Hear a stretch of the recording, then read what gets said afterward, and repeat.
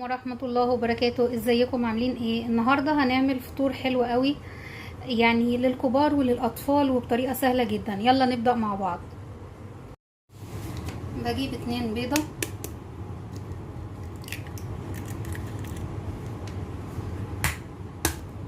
زي ما احنا شايفين كده، بنزلهم في طبق. 2 بيضة بنزلهم في طبق زي ما احنا شايفين كده. بنزل عليهم بقطع جبنة شيدر برضو بسيطة،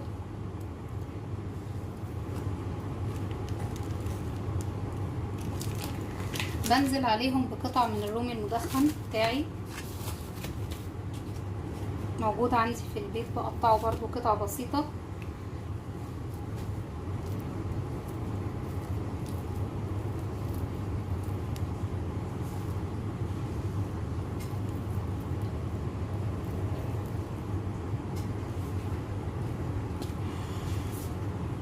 بعد كده عليهم خضرة، بضيف لهم فلفل رومي متقطع صغير زي ما احنا شايفين، بحط ملح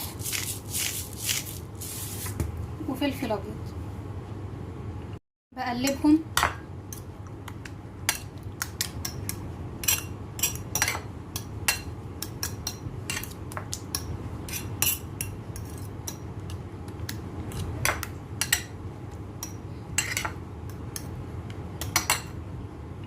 باجي اجيب مقلاة واحطها على النار وادهنها بسمنة زي ما احنا شايفين كده بالظبط.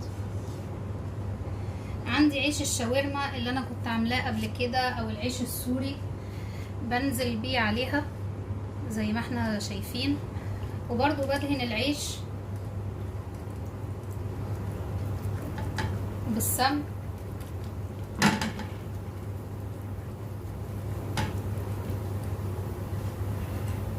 وبعدين بجيب خلطة البيض بالخضار بتاعي، بنزله في جزء واحد من العيش، بحاول بقدر الامكان ان هو ما يخرجش بره.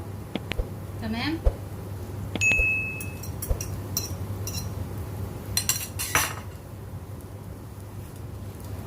وبعدين ببدأ ارفع العيش بتاعي الجنبين على بعض كده،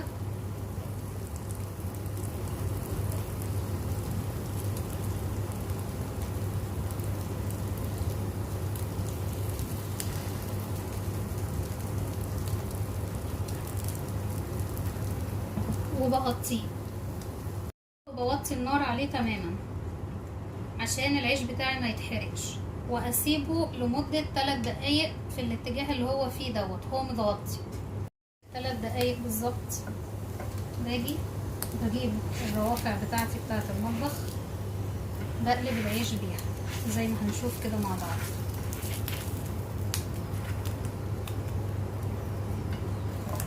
بالراحة جدا بقلبه على الاتجاه التاني، واوطي النار برضو زي ما هي واطية، واغطيه برضو لمدة 3 دقايق.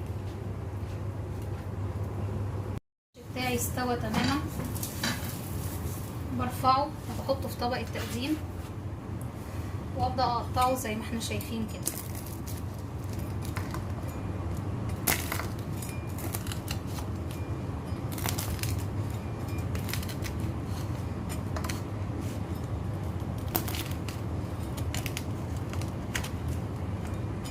هو طبعا سخن، انا مش قادرة امسكه جامد لانه سخن جدا.